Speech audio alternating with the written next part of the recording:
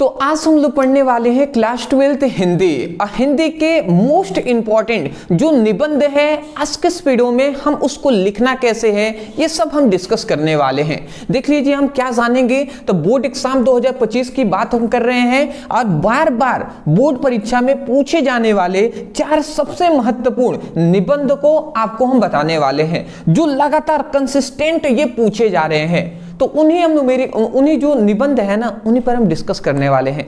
मैं एक बात यही कहूँगा, देखिए निबंध तो बहुत तरीके से लिखा जा सकता है, बट आप कैसे लिखेंगे जो आपके बोर्ड एग्जाम में एक अच्छा नंबर आपको दिलाए, तो उस तरीके से मैं आज के इस वीडियो में बताने का प्रयास करूंगा।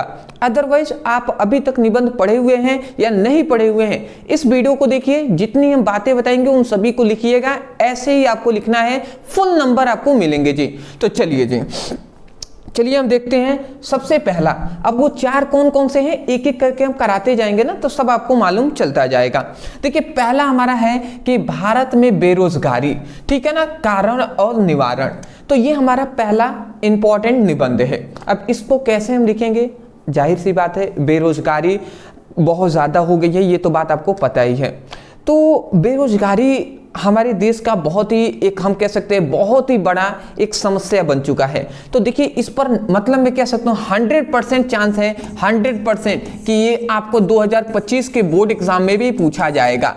तो इसलिए मैं इसको करा रहा हूँ। सबसे पहला आपको ये तैयार करना है। देखिए यहाँ पे हम सबसे पहले इसका इंट्रोडक्शन हम यहाँ पे सबसे पहले करेंगे। कैसे करेंगे जी? तो भारत में बेरोजगारी एक गंभीर सामाजिक और आर्थिक समस्या है, ठीक है ना। क्या है जी? एक गंभीर सामाजिक और क्या है, आर्थिक समस्या है, ठीक है ना। जहां बड़ी जनसंख्या में लोग रोजगार पाने के लिए संघर्ष कर रहे हैं। देख ही रहे हैं बहुत सारे स्टूडेंट संघर्ष कर रहे हैं, किसके लिए? ओनली रोजगार के लिए, ठीक है ना। जो रोजगार किस पर निर्भर करता है जी? रोजगार कौन दिलाएगा? तो ये काम पूरे का पूरा हम कह सकते हैं सरकार के जिम्मे होता है कि हमारे देश के जितने भी नागरिक हैं उनको रोजगार मिले, ठीक है ना। तो यही बात है जी। अगला यहाँ पे कहा जा रहा है, सॉरी, ठीक है ना, सॉरी।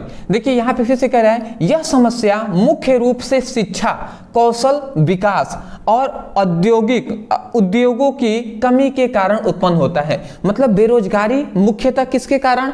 शिक्षा के कारण, फिर से कौशल विकास के कारण, उद्योग जो होते हैं उद्योगों की कमी के कारण उत्पन्न होती है। फिर से कह रहे हैं बेरोजगारी का उच्च स्तर समाज के असंतोष और आर्थिक समानताएं को बढ़ावा देती हैं, ठीक है ना, जिससे विकास की गति धीमी पड़ती है, जिससे हमारे देश का विकास नहीं हो पाता है, ठीक है ना। यह युवाओं के लिए एक मुख्य चिंता का विषय है। मुख्य चिंता का विषय है जी। परेशान होने का, चिंता का मतलब ये नहीं, मतलब उस पर विचार करने का ये एक विषय है जिस पर हमें सोचना चाहिए और इसका समाधान निकालना चाहिए, क्योंकि अधिकतर बेरोजगार व्यक्ति युवा वर्ग से होते हैं। मतलब अधिकतर जो बेरोजगार हैं वो कौन से? युवा वर्ग से होंगे। 18 से लेकर हम क्या कह सकते हैं, 18 से लेकर लगभग 30 वर्ष तक हम दे सकते हैं, अधिकतर यही युवा हैं, ठीक है ना। तो इतनी बात आप समझ गए। देखिए इसमें कुछ समझाने वाला नहीं है दोस्त, नहीं तो मैं आपको समझाता। अदरवाइज सबसे पहले आपको इंट्रोडक्शन में इतना थोड़ा बेसिक इंट्रोडक्शन कर देना है बेरोजगारी के बारे में। अब हम जानेंगे कि भारत में बेरोजगारी के कई कारण है। अब इनका कारण क्या है, क्यों बेरोजगारी इतनी बढ़ रही है?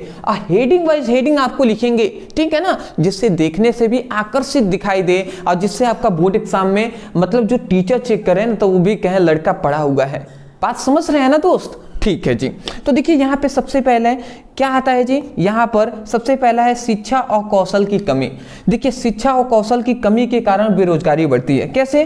तो अधिकतर लोग सही शिक्षा और कौशल नहीं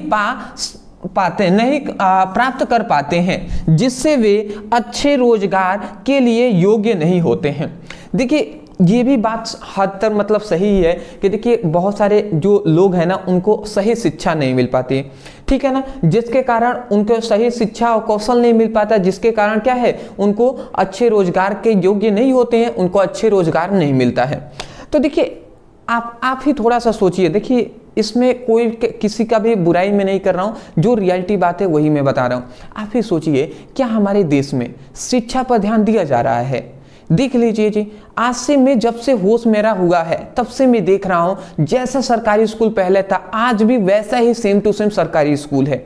और जैसे टीचर वैसे रहते थे ना वैसे ही आज भी टीचर हैं ना। टिचरों का रिस्पॉन्सिबिलिटी, मुझे नहीं लगता सरकारी में उतने टीचर मतलब रिस्पॉन्सिबिलिटी के साथ पढ़ाते हैं, ठीक है ना। मैं दिल से कह रहा हूं ये बात रियलिटी है। और ना ही गवर्नमेंट का इस पर ध्यान है। 18% जीएसटी तो ठोक कर बैठे हुए हैं ना जी, आपको तो पता ही होगा केंद्र सरकार द्वारा 18% जीएसटी लगता है। शिक्षा पे 18%, अदर्स खाने पीने पर छोड़िए भैया, शिक्षा पे, जिस देश में शिक्षा पे 18% जीएसटी लगेगा वो देश विकास करेगा जी?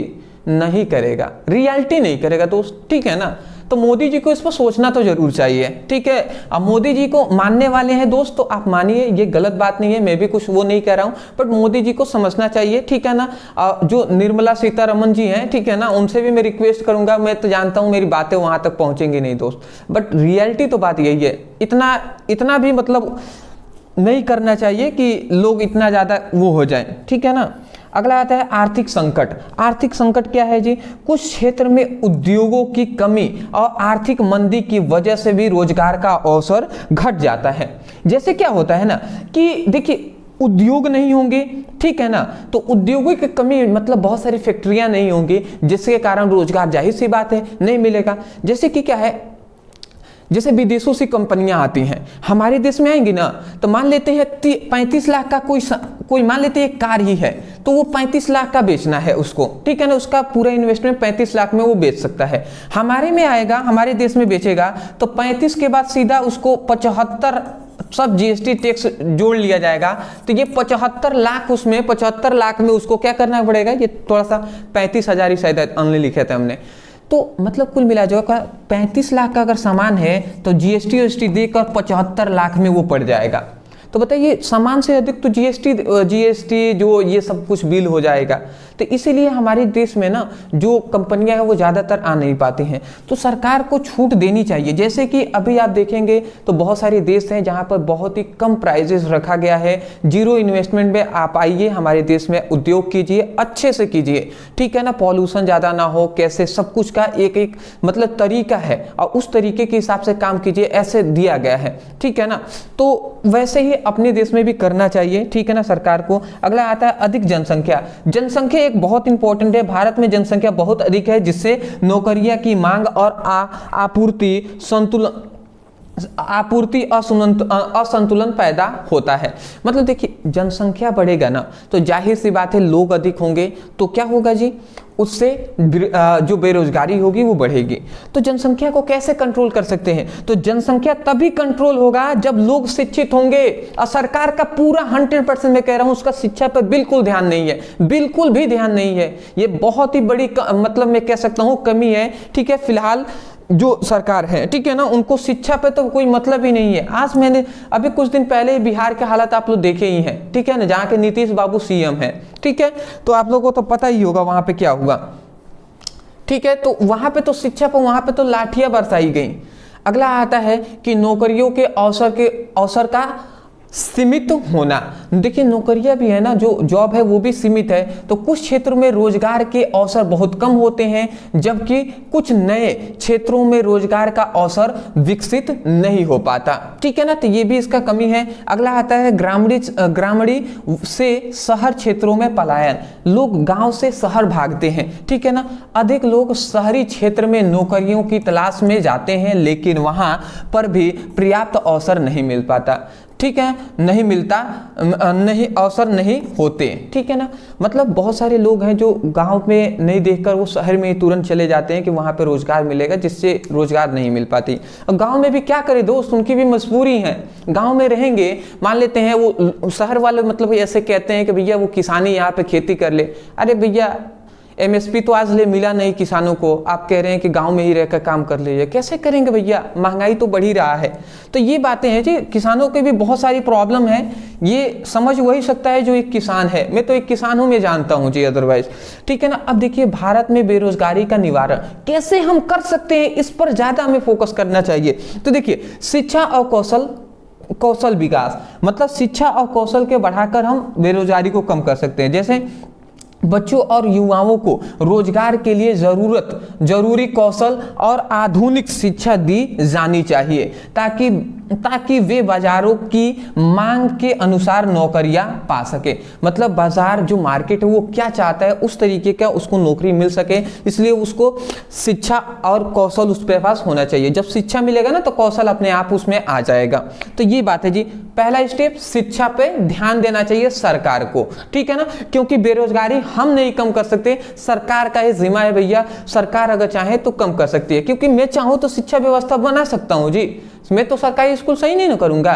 तो ये बात है कि ये सरकार का जिम्मा है, ठीक है ना। तो पहले तो सरकार को इस पर ध्यान देना चाहिए। दूसरा आता है नए उद्योगों की शुरुआत। छोटे और मझोले उद्योग, मतलब बीच वाले, छोटे और बीच वाले जो उद्योगों को बढ़ावा दिया जाए, जिससे रोजगार के अवसर बढ़ सके। साथ ही स्टार्टअप और नए व्यवसाय के लिए समर्थन दिया जाए। तो इस तरीके से सरकार को उद्योगों पर भी ध्यान देना चाहिए। अगला आता है कृषि सुधार। कृषि क्षेत्र में आधुनिक तकनीकियों का इस्तेमाल और बेहतर संसाधन उपलब्ध कराए जाएं ताकि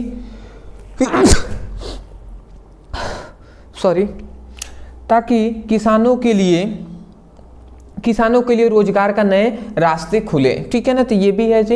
ये सब आपको याद करना पड़ेगा। स्वयं रोजगार का अवसर, अब स्वयं से रोजगार का कैसे अवसर ढूंढें हम, जैसे लोगों को स्वयं रोजगार के लिए प्रेरित किया जाए, जैसे कि छोटे व्यापार, शिल्प आदि अवसर दिए जाए। मतलब देखिए, रोजगार तो एक होता है कि दूसरी कंपनियों पर निर्भर रहना, दूसरे पर भी एक होता है कि स्वयं रोजगार का उत्पन्न करना।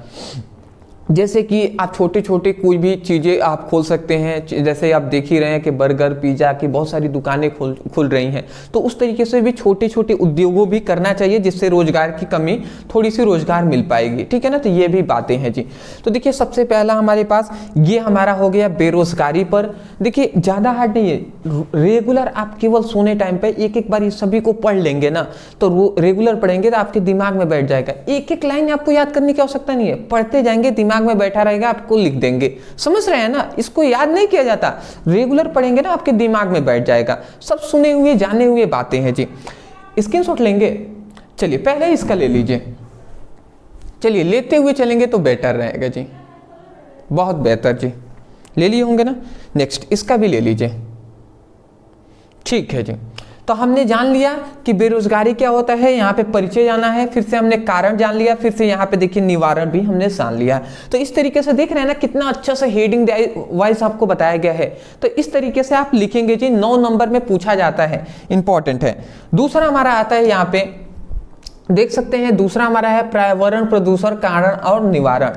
देखिए, आपको तो पता ही है कि पॉल्यूशन चाहे दिल्ली में हो, चाहे उत्तर प्रदेश के लखनऊ में हो, या आप महाराष्ट्र में कह सकते हैं, या पंजाब में कह सकते हैं, या बिहार में कह सकते हैं, या आप कहीं भी राजस्थान में कह सकते हैं, हर जगह पॉल्यूशन तो है ही, ठीक है ना। तो प्रदूषण एक बहुत बड़ी समस्या बन चुकी है। और प्रदूषण एक तो जो बहुत सारी बड़ी बड़ी फैक्ट्रियां हैं ना, तो उनको खोल दिया जा रहा है, घूस देकर खुल जा रहा है, ठीक है ना। ऐसे हो रहे हैं दोस्त, ठीक है ना। मेरे पास कोई प्रूफ नहीं है, मैं मानता हूं, बट ऐसे हो रहा है ना कि मतलब वहां से बहुत सारी जहरीली गैसें निकल रही हैं, और वो ऐसे इलाकों में है ना जहां पे लोग बसे हुए हैं। तो ऐसे फैक्ट्रियों को अलग एक, हम कह सकते हैं, बहुत ही किनारे पर रखना चाहिए जहां पर लोग ना हो, जिससे प्रदूषण का प्रभाव ना पड़े।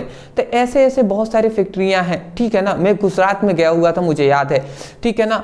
तो वहाँ पे मेरे एक जो हम कह सकते हैं रिलेशन में ही थे, तो वो मतलब वहाँ पे काम करते हैं थे, ठीक है ना, फैक्ट्री में।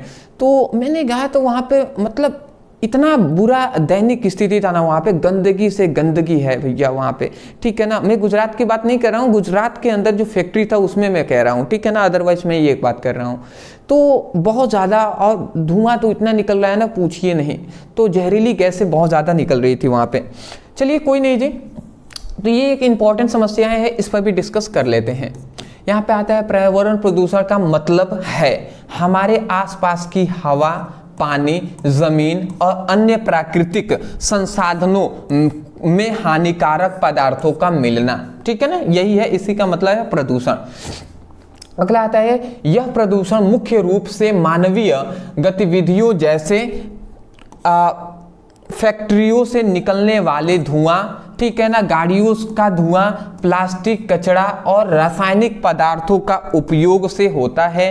प्रदूषण से प्राकृतिक संसाधनों का गुणवत्ता बिगड़ती है, जिससे मानव स्वास्थ्य, पशु पक्षी और पौधों पर बुरा असर पड़ता है, ठीक है ना। इस कारण से जलवायु परिवर्तन, बीमारियां और पारिस्थितिक तंत्र का संतुलन भी बिगड़ता है, ठीक है ना। तो नॉर्मल सा हमने सबसे पहले देखिए एक परिचय दे दिया, ठीक है ना। अब परिचय जैसे ही हमने दिया उसके बाद अब लिखते हैं पर्यावरण प्रदूषण का मुख्य कारण। अब हम जानेंगे, हमने जान लिया कि प्रदूषण क्या होते हैं, जैसे फैक्ट्रियों से गैसें निकलती हैं, ठीक है ना, गाड़ियों से गैसें निकलती हैं, ये सभी क्या हवा को, पानी को, जमीन को, अन्य प्राकृतिक जो संसाधन है उन सभी को क्या करती हैं, वो मतलब खराब करती हैं। तो यही नॉर्मली क्या है, प्रदूषण है। प्रदूषण का कारण कौन कौन सा है मुख्यतः, तो पहला हमने यहाँ पे लिखा हुआ है कि कारखानों से निकलने वाली धुएं, ठीक है ना, जैसे कि फैक्ट्रियों और उद्योगों से हानिकारक गैसों का उत्सर्जन, जिसके कारण क्या होता है जी, जो पर्यावरण का जो वायु प्रदूषण होता है। अगला आता है वाहनों का धुआं, तो गाड़ियों और ट्रकों से निकलने वाले जो क्या होते हैं, प्रदूषक गैस, मतलब बहुत सारी गाड़ियां हैं जिससे धुआं निकलते हैं, उससे भी वायु प्रदूषित होता है। प्लास्टिक कचरा, प्लास्टिक का अत्यधिक उपयोग और उनका सही तरीकों से निस्तारण ना होना, मतलब सिंपल सी बात है, जो प्लास्टिक है ना उससे का बहुत ज़्यादा हम उपयोग करते हैं और प्लास्टिक का हम सही उपयोग नहीं कर पाते। जैसे उपयोग करेंगे फेंक देंगे, वो कचरा में चला जाएगा, तो उसको हम रिफॉर्म फिर से मतलब दोबारा उसको यूज हम कैसे ला सकते हैं, इस पर सरकार का ज़्यादा ध्यान नहीं है, ठीक है ना। जिसके कारण क्या होता है, जो हमारी मृदा प्रदूषित होती है, हमारी पृथ्वी प्रदूषित होती है, ठीक है ना। अगला आता है दूसरा हमारा आता है यहाँ पे तीसरा, प्लास्टिक कचरा। तो प्लास्टिक वाला समझ ही लिए हैं। कृषि रसायन मतलब कीटनाशकों और उर्वरकों का अत्यधिक उपयोग। आपको तो पता ही है, खाद आप बहुत ज़्यादा रासायनिक खाद जैसे यूरिया है, डाई है, ये सब ये क्या कर रहे हैं, फसलों में छींटे जा रहे हैं, जिससे क्या होता है, जिससे कि अधिक से अधिक उपज हो।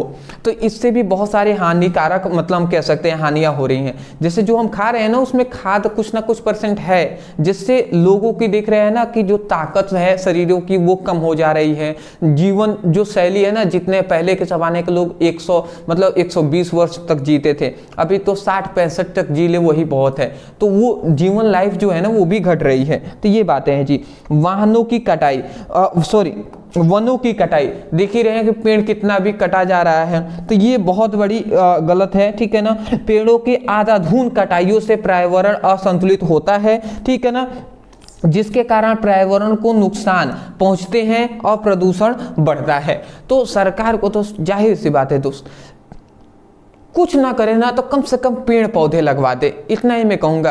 तो यहाँ पे तो ये हाल है ना कि पेड़ पौधे लगेंगे या नहीं लगेंगे, जो पेड़ पौधे हैं ना उन्हीं को काटने पे लगा जा रहा है, ठीक है ना। अभी आपने कुछ दिन पहले भी न्यूज़ सुना होगा, ठीक है ना, जहाँ पर मुझे याद नहीं आ रहा था कौन सा वन है, वहाँ पे उस वन को ही काटा जा रहा है, ठीक है ना। तो इसका स्क्रीनशॉट ले ले लिए ना, चलिए। अगला आता है पर्यावरण प्रदूषण का कारण और निवारण। अब देखिए पर्यावरण प्रदूषण हमने सबसे पहले यहाँ पे क्या देखा है जी, यहाँ पे अभी हमने पीछे जो गए थे तो पीछे हमने इंट्रोडक्शन देख लिया, इसका कारण देख लिए हैं, कारण में इतना जाना। अब हम देखेंगे कि पर्यावरण प्रदूषण को कम करने के लिए कुछ उपाय, मतलब इसका निवारण क्या है, कैसे हम प्रदूषण को कम कर सकते हैं। देखिए यहाँ पे थोड़ा सा, अच्छा ये थोड़ा सा ज़्यादा आ गए हम, लग रहा है यहाँ पे थे। तो अब देखिए पर्यावरण प्रदूषण को कम करने का क्या है उपाय, अब क्या है ये हम समझते हैं। तो देखिए सबसे पहला है प्रदूषण नियंत्रण, कारखानों और वाहनों से निकलने वाले धुओं को नियंत्रित करना, ठीक है ना, ये हमारा सबसे पहला है, ठीक है ना। दूसरा हम कैसे कर सकते हैं, प्लास्टिक का उपयोग कम करके, जैसे प्लास्टिकों का इस्तेमाल घटाकर पुनः उपयोगों को बढ़ावा देना, ठीक है ना। तो ये हमारा दूसरा है जी। तीसरा हमारा है वृक्ष रोपण, मतलब अधिक से अधिक पेड़ लगाना, ज़्यादा से ज़्यादा पेड़ लगाने से हवा का गुणवत्ता सुधारती है, ठीक है ना, हवा अच्छी हो जाती है। अगला आता है स्वच्छता बनाए रखना, ठीक है ना। तो यहाँ पे क्या लिखा है, कचरा सही जगह पर फेंकना और उसे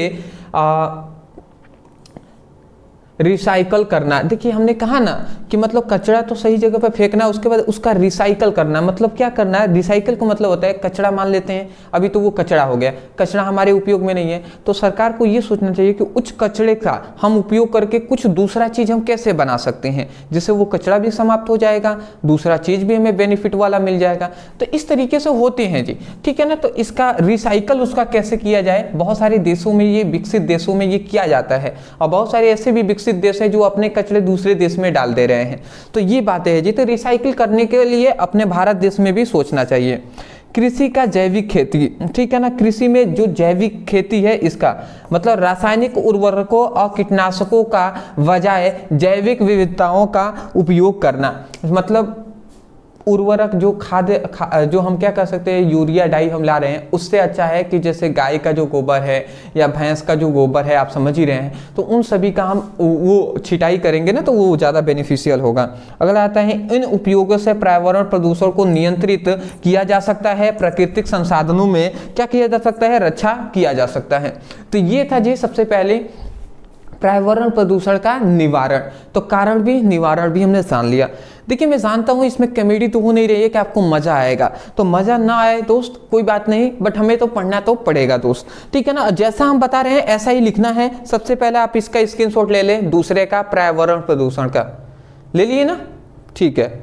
अब इसका भी ले ले, इसका निवारण का ले लिए होंगे, ठीक है जी। नेक्स्ट, अब तीसरा जो हमारा आता है वो आता है भारत में भ्रष्टाचार, ठीक है ना, कारण और निवारण। आप जान ही रहे हैं कि हर मतलब जो भी सरकारी काम में आप जाएंगे तो वहाँ पे घूस लगता है, उसी को भ्रष्टाचार नॉर्मल भाषा में, हम हिंदी भाषा में कहते हैं जी। तो समझिए भारत में भ्रष्टाचार एक क्या है, बड़ी समस्या है, जिससे सरकारी अधिकारियों, नेता और अन्य लोग रिश्वत लेते हैं या गलत तरीकों से लाभ प्राप्त करते हैं, या किसी भी सार्वजनिक कार्य जैसे कि सरकारी योजनाओं का कार्यान्वयन, ठेके और लाइसेंस और प्रशासनिक निर्माणों में हो सकता है। आपको पता ही है ना, जैसे कि लाइसेंस कोई भी बनवाना हो या प्रशासनिक कोई भी निर्माण कराना हो, तो उसमें क्या हो सकता है, फिर से लिखा गया, भ्रष्टाचार से सरकारी धनों का दुरुपयोग होता है, विकास में रुकावट आती है और समाज का असमानता बढ़ती है और आर्थिक और सामाजिक समस्याओं को जन्म देता है और विकास की गतिविधि मतलब विकास की गति को धीमा कर देता है। आपको तो पता ही है, कहीं कहीं तो ऐसा है कि रोड का ठेका मिल गया, पैसा भी आ गए और वहाँ पे भ्रष्टाचार इतना है कि रोड बना ही नहीं, ठीक है, या ऐसा बन गया कि बस नाम का रोड है, 1 महीने भी नहीं गया रोड खराब हो गया। तो ऐसी भ्रष्टाचार ऐसे हो रहे हैं जी। यहाँ पे आता है कि भारत में भ्रष्टाचार का मुख्य कारण। अब मुख्य कारण क्या है भ्रष्टाचार का, इसको हम समझते हैं। यहाँ पे पहला है गरीबों और कमीशन, ठीक है ना, गरीबी और कमीशन सा सबसे पहला इसका कारण है। जैसे लोग पैसे की तंगी के कारण रिश्वत लेने को मजबूर होते हैं। सबसे पहली बात, सरकारी जो कर्मचारी हैं उनका जो पेमेंट है ना वो कम होने के कारण भी क्या होता है, जो रिश्वत वो मजबूरन लेते हैं। ये कुछ परसेंट तक सही है, ठीक है ना, क्योंकि अगर दूसरे हम विकसित देशों से तुलना करें ना तो सरकारी पेमेंट हम लोग के देश में बहुत ही कम है, तो ये पेमेंट क्या थोड़ा सा इशू है। दूसरा आता है कानून का पालन न होना। जैसे कानून का पालन ना होना भी कारण है। कहाँ पर यहाँ पे होता है कि सख्त कानून और सजा की कमी के कारण क्या होता है, भ्रष्टाचार बढ़ता है। अगला हमारा तीसरा आता है कि शासन में पारदर्शिता की कमी, जैसे शासन में पारदर्शिता की कमी, या सरकार की हम कह सकते हैं कि जो बजट आ रहा है तो उसको हर जगह पर बजट को दिखाना, बताना कितना कहाँ पर क्या आया, तो इसके कारण भी क्या होता है, कमी होता है। जैसे यहाँ पे लिखा गया सरकारी प्रक्रियाओं में को पारदर्शिता न होना से भ्रष्टाचार को बढ़ावा मिलता है। अगला आता है राजनीतिक दबाव, जैसे कि नेताओं का दबाव और स्वार्थ के कारण, ठीक है ना, स्वार्थ मतलब नेताओं के दबाव और स्वार्थ के कारण क्या होता है, अधिकारियों को भ्रष्टाचार होता है, ठीक है ना। तो ये अधिकारियों में भ्रष्टाचार होता है। सबसे पहले भारत के भ्रष्टाचार क्या है इसको जान लिया, फिर से इसका कारण जान लिया, अब इसका निवारण भी जान लेते हैं। अभी देखिए इसमें कारण में ही ये भी हमें लिखना है कि सामाजिक और सांस्कृतिक कारण क्या है जी, भ्रष्टाचार को सामाजिक स्तरों पर भी काफी कभी कभी नजरअंदाज किया जाता है, जिससे यह बढ़ता है, ठीक है ना। इन कारणों से भ्रष्टाचार एक गंभीर समस्या बन गई है। तो ये हम लिख देंगे कारण में जी। निवारण में भारत में भ्रष्टाचार की कम करने के लिए कुछ उपाय, क्या उपाय है जिससे भ्रष्टाचार कम हो सकता है, इसको हम समझते हैं। देखिए कड़े कानून और सजा। अच्छा, कड़े कानून मतलब एक हम कह सकते हैं कि एक मतलब बहुत ही मजबूत कानून बनाया जाए। मजबूत कानून का मतलब कि जो रिश्वत ले उसको सीधा सस्पेंड कर दिया जाए, उसको मतलब भैया उसको सस्पेंड तो किया ही जाए, उसका जीवन भी बर्बाद हो जाए, ऐसा अगर रूल होता, ठीक है ना, तो कोई रिश्वत लेने के बारे में सोचता भी नहीं। तो ये आखिर मान लेते हैं ये कड़ा कानून या सजा उसका होता, तो ये कौन बनाएगा जी, ये जो प्रेजेंट टाइम में जो सरकार है वही ना बनाएंगे। तो भ्रष्टाचार कौन दूर कर सकता है, सरकार दूर कर सकती है, ठीक है ना। तो ये बातें हुई जी पहले। तो कड़े कानून और सजा, देखिए यहाँ पे लिखा है भ्रष्टाचार के मामलों को सख्त सजा और कानून का पालन किया जाए, ठीक है ना। तो ये बात है जी। दूसरा आता है पारदर्शिता, जैसे सब चीज में दिखाना, पारदर्शिता करना। जैसे यहाँ पे लिखा है सरकारी कार्यों को पारदर्शिता बढ़ाई जाए ताकि लोग सब कुछ देख सके। जब सब कुछ लोग देखेंगे कितना पैसा आया, कितने का काम हुआ, तो जिससे जानेंगे। अब मान लेते हैं एक रोड है, उसका सभी जनता को मालूम ही नहीं है कि इस रोड का ठेका कितने रुपए का आया है, और वो रोड बन गया इसी तरीके से नॉर्मल मरम्मत हो गया, अब पता चला कि रोड तो पूरा अच्छे से बनाने के लिए आया था। तो पारदर्शिता होनी चाहिए, तो नहीं पता चल पाता। ये भी बेरोजगारी वो है भ्रष्टाचार का। अगला आता है जन जागरूकता। जन जागरूकता, लोगों में जागरूकता होनी चाहिए। यहाँ पे लिखा गया है लोगों को भ्रष्टाचार के खतरों के बारे में जागरूकता किया जाए, ठीक है ना। मतलब भ्रष्टाचार के बारे में लोगों को भी जागरूक किया जाए, जैसे कि मैं यहाँ पे जागरूक कर रहा हूँ कि देखिए भैया ये सब बातें हैं, तो इस तरीके से आपको भी करना चाहिए। अगला आता है ई गवर्नेंस, मतलब ऑनलाइन सरकारी सेवाओं देने से रिश्वत और घूस का जो संभावनाएं कम होती हैं। देखिए समझिएगा, ऑनलाइन सरकारी सेवाएं जो हर चीज़ लीगल हो जाएगा, जैसे कि ऑनलाइन ही सब कुछ बनने लगेगा, ठीक है ना, तो जिससे बहुत सारी चीज़ें हैं ना वो कम हो जाएगी रिश्वत वाली, ठीक है ना। तो ये बातें हैं जी। जैसे कि राशन पे ही अगर हम ले लें, तो जैसे राशन अभी 15 किलो 10 किलो ऐसे मिल रहा है। एक सरकार ऐसा एक काम करता कि राशन जो है ना वो पैकेट पूरा अच्छे तरीके से पैकेट में ही बंद कर वहाँ से निकलता, ठीक है ना। और इनको मतलब प्रत्येक यूनिट में, मतलब प्रत्येक जो भी घर हैं उनको वो पैकेट दे दिया जाता, तो उसमें से तो निकालेंगे नहीं कोई, ठीक है ना। इस तरीके से क्या है कि मान लेते हैं 25 किलो किसी को मिल रहा है चावल, किसान को मेरे एरिया में मिलता है, तो वहाँ पे 25 किलो मिल रहा है तो उसको 20 किलो दे रहा है, 5 किलो सबसे ले रहा है, ठीक है ना। ऐसे जो बांट रहे हैं, ठीक है ना, गाँव में तो आपको पता ही होगा। तो इस तरीके से भ्रष्टाचार बढ़ रहा है। तो ये बातें हैं जी, तो सरकार को इस पर भी सोचना चाहिए। अगला आता है नैतिक शिक्षा। यहाँ पे कह रहे हैं लोगों को नैतिक और ईमानदारी से शिक्षा दी जाए, ठीक है ना। जैसे इन उपयोगों से भ्रष्टाचार की नियंत्रित किया जा सकता है और ये काफी सुधारी व्यवस्था बनाई जा सकती है। तो ये है जी इसका कारण निवारण। तो चलिए सबसे पहले इसका स्क्रीनशॉट ले लें।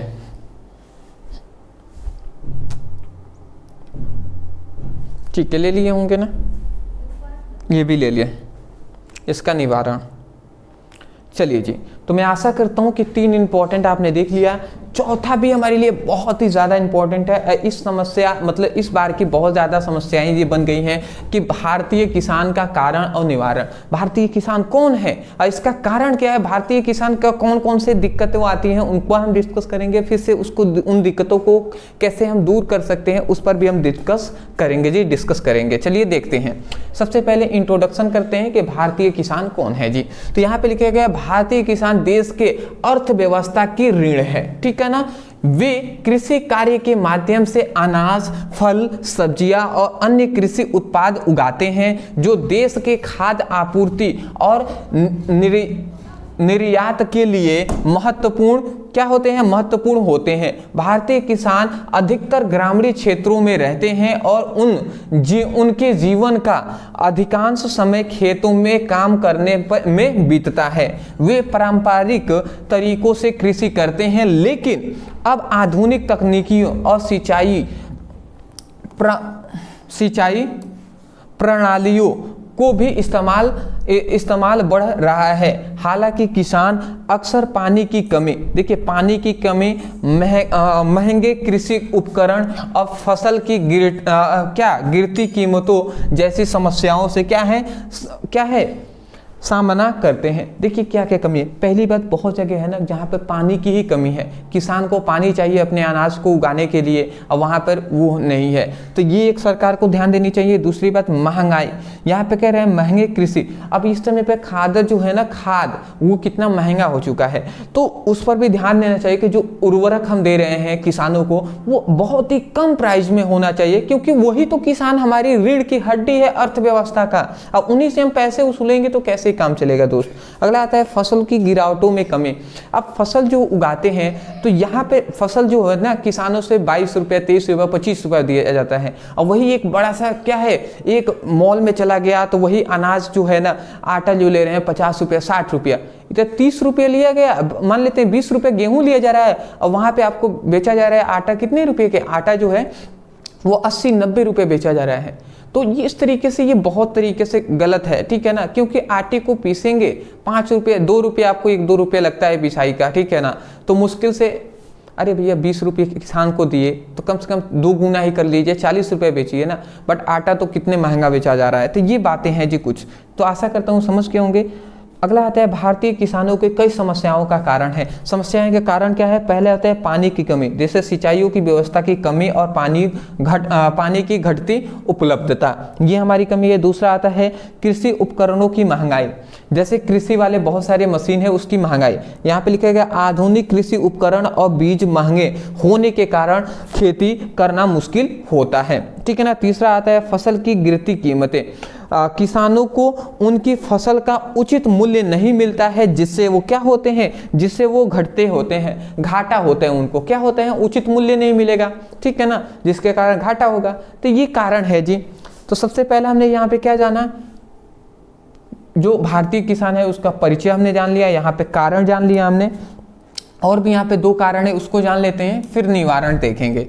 यहाँ पे कह रहे हैं ऋण का बोझ, किसान अक्सर कर्ज में डूबे, ठीक है ना, किसान अक्सर कर्ज में डूबे होते हैं, ठीक है ना, जिससे उनकी आर्थिक स्थिति खराब होती है। देखिए किसान अगर कर्ज ले लेना तो उसको भैया अगर वो कर्ज नहीं चुका पाता है तो उसका कर्ज ज़्यादातर माफ़ नहीं होता है, बहुत पहले माफ़ हुआ था। अभी सरकार क्या है, अभी तो आपने खुद सुना होगा कि हमारे देश के जो प्रधानमंत्री जी हैं उन्होंने 10 लाख करोड़ रुपए अडानी जी को माफ़ किए हैं। 10 लाख करोड़, 10 लाख करोड़ बहुत होते हैं दोस्त, ठीक है ना। तो ये तो आपने देखा ही है, प्रत्येक जो मतलब ये कितना आवाज उठा है। तो किसानों का तो पूरा अपने इंडिया में किसानों का मुश्किल से 1 लाख करोड़ भी रुपए मतलब मुझे लगता है कर्जा नहीं है, और 10 लाख करोड़ बड़े बड़े उद्योगपति के जिनके पास पैसे की बिल्कुल कमी नहीं है उनका माफ किया जा रहा है। बट हमारे देश के जो किसान है, जो देश के रीढ़ की हड्डी है, उनका 1 लाख करोड़ रुपए अगर है ना, उनका माफ नहीं किया जाएगा। तो ये आप खुद सोचिए ये कहाँ का मतलब न्याय है और क्या ये सही हो रहा है, ठीक है ना, ये आप विचार कीजिए। लोग मतलब हवाई में नहीं होना है, या न्यूज़ में नहीं देख लेना है कि हाँ भैया यहाँ पे हमारी प्रधानमंत्री जो मोदी जी हैं उनका ये बोला जा रहा है तो ऐसा है।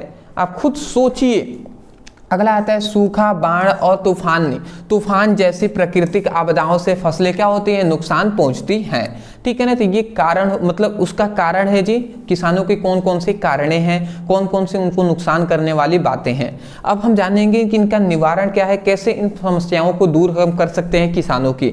सबसे पहले आता है सिंचाई व्यवस्था सुधारना, जल संचयन और बेहतर सिंचाई प्रणाली का विकास किया जाए। मतलब विकास के लिए सबसे पहली बात सभी को, किसानों को अच्छा जल मिले, इसके लिए सबसे पहली बात सरकार को ध्यान देनी चाहिए। दूसरी बात यहाँ पे आता है सस्ते कृषि उपकरण और उर्वरक, जो क्या है कृषि उपकरण जैसे कि ट्रैक्टर हो गए, इस तरीके को जो उपकरण है वो सस्ते में मिले। फिर से उर्वरक सस्ते में मिले, जैसे खाद्य जो होता है, ठीक है ना, जैसे यूरिया डाई, ये सब सस्ते में मिले और सुलभ बनाए जाएं। ठीक है ना, और उसको सुलभ बनाए जाएं, एक अच्छा तरीके से बनाया जाए। अगला आता है न्यायपूर्ण मूल्य, मतलब यहाँ पे कह रहा है किसानों को उनकी फसलों का उचित मूल्य सुनिश्चित किया जाए ताकि उन्हें क्या है नुकसान ना हो। किसानों को प्रत्येक वर्ष क्या किया जाए, एक उचित मूल्य दिया जाए। ठीक है ना, कि इतना रुपए मतलब उनके लिए पर्याप्त हो, उनका बेनिफिट हो। ठीक है ना, सस्ते नहीं दिया जाए, ये एक सभी को ध्यान देने चाहिए। अगला आता है कृषि ऋण राहत, मतलब किसानों के सस्ते और आसान ऋण प्रदान किए जाएं। ठीक है ना, ऋण माफी की नीति लागू किया जाए। मतलब किसानों को पहली बात तो सस्ता और आसानी से ऋण प्राप्त हो सके। ठीक है ना, ऐसा बैंकों द्वारा मतलब प्रावधान बनाया जाए। सस्ता का मतलब क्या है, उनसे ब्याज बिल्कुल भी ना लिया जाए, ऐसा सरकार को बना देनी चाहिए। ठीक है ना, ब्याज बिल्कुल भी ना लिया जाए उनसे, किसानों से। ठीक है ना, क्योंकि वही हमारे देश की ऋण की हड्डी है, आर्थिक ऋण की। उनका जो क्या है ना, ऋण माफी की जो नीतियां हैं उसको लागू किया जाए। ठीक है ना, अगला आता है प्राकृतिक आपदाओं से सुरक्षा। यहाँ पे लिखा गया प्राकृतिक आपदाओं से बचाव के लिए योजनाएं बनानी चाहिए और फसल बीमा का विस्तार करनी चाहिए। ठीक है ना, तो ये बातें हैं जी, सबसे पहले हमने जान लिया कि यहाँ पे उसका निवारण कैसे है। तो आशा करता हूँ कि जो भारतीय किसान का जो कारण है, निवारण है, ये सब समझ के होंगे। इसका स्क्रीनशॉट ले लें पहले, भारतीय किसान का स्क्रीनशॉट ले लें। ले लिए ना, ये भी ले लीजिए, ये इसका निवारण है नीचे वाला। चलिए दोस्त, तो मैं आशा करता हूं कि आज का ये वीडियो जो है ये बहुत ही यूजफुल आपके लिए हुआ होगा और ये जो हमारा जो इम्पोर्टेंट निबंध है ना, आसानी से आप इसको सॉल्व मतलब समझ के होंगे। और ऐसे ही जो पॉइंट वाइज पॉइंट हमने लिखा हुआ है ना, ऐसे ही आपको लिख कर आना है। तो चलिए दोस्तों, आज के लिए इतना ही। कल मिलते हैं एक बेहतर टॉपिक के साथ एक नए वीडियो में। दूसरी बात मैं यही कहूँगा, चैनल पे नए होंगे, सपोर्ट करना चाहते हैं दोस्त, चैनल को सब्सक्राइब कर दीजिएगा। डिस्क्रिप्शन बॉक्स में फिजिक्स की, केमिस्ट्री का, हिंदी का, इंग्लिश का लिंक है, वहाँ से ज्वाइन करके वहाँ से आराम से आप पढ़ाई कीजिए फ्री में ही। ठीक है ना। दूसरी बात, टेलीग्राम पे हमें फॉलो कर लीजिएगा, इंस्टा पे भी हमें फॉलो कर लीजिएगा, व्हाट्सएप ग्रुप में ज्वाइन हो जाएंगे, वहाँ पे जो भी स्टडी मटेरियल होंगे वो प्रोवाइड किए जाएंगे। कल मिलते हैं एक बेहतरीन टॉपिक के साथ एक नए वीडियो में। Thank you so much for watching this video. ठीक है ना, थैंक यू।